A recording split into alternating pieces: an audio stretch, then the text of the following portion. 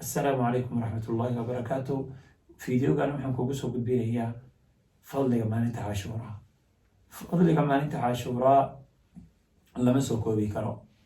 Fadliga maalinta Caashura maalintan ma haddaan soo koobo maalintu Ilaahay subxaanahu wa ta'ala Nabi Muuse calayhi salaatu wasalaam gacantii Fircoon ka badbaadiyay. Maalintu Ilaahay badda u kala jeexay.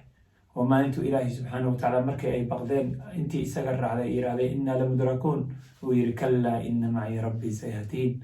maalintu Ilaahay subxaanahu wa ta'ala Nabi Muuse calayhi salaatu wasalaam isagoo arkaya oo marka isagii mu'miniintii ayagoo arkaya Ilaahay subxaanahu wa ta'ala uu hortiisa ama hortooda Ilaahay dhoola tusku tusay Fircoon uu markaa halaagay. maalintu Ilaahay subxaanahu wa ta'ala uu Fircoon markala markuu isiri kalimatu shahaada ku dhawaaq uu malakul jibriil uu markaa afka ciida ugu qabtay. Allahu akbar. maalin fadli badan. haddaba mu'miniinta maxaa looga baahay qofka mu'minka maxaa looga baahay inuu kaga qayb qaato cibaado tii ugu fiicnayd oo ah soom baa lagu faray.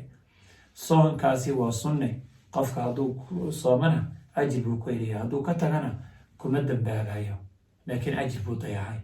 nabiga sallallahu alayhi wasallam wuxuu yidhi siyaamu yowma Caashura axtasibu cala allahi an yukafira sanata alatii qablah.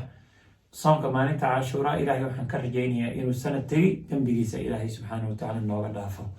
nabiga sallallahu alayhi wasallam wuxuu haddana sheegay in soonka la soomayo maalinta Caashura laga hormariyo maalin laga dambeysiiyo. nabiga wuxuu yidhi suumu yowman qabla aw bacda. nabiga sallallahu alayhi wasallam isaga wuxuu yidhi la in baqiitu ilaa qaabilin, sanadka soo socda haddaan gaaro la asuumana taasic. Caashura waxaan ka hormarinayaa maalin, weliba maalin sagaarada ayaan ka hormarinayaa buu nabiga yidhi sallallahu alayhi wasallam. haddaba waa fursad cimrigaaga hadeer kusoo martay, laga yaabaa inaanay dib kuu soo marin. ka faa'iidayso, sanad tagay dembi dhaafkiisa ayaad ku helaysaa. sanad dhan oo tagay dembi dhaafkiisa ayaad ku helaysaa. dembiyadu ilaahay dhaafayana uu ku dhaafaya soonkani waa sawaa'ir dunuub sida culimada tilmaameen, waa dunuubta ilaal. kuwa waaweynna tooba ayay qofka uga baahan yihiin. marka baaraka allahu fiikum, waxaa idinkaga baahan inaad ilaahay subxaanahu wa ta'ala fursadan uu maanta idin siiyey ka faa'iidaysataan. laga yaabaa inaanay beri dib idin soo marin, laga yaabaa inaydan fursaddaa helin, laga yaabaa inaanan iswada arkin ama maalmahan fadliga badan aanan dib markaa u arkin. marka ka faa'iidaysta. baaraka allahu fiikum. sheergareeya, walaaladiin la wadaaga.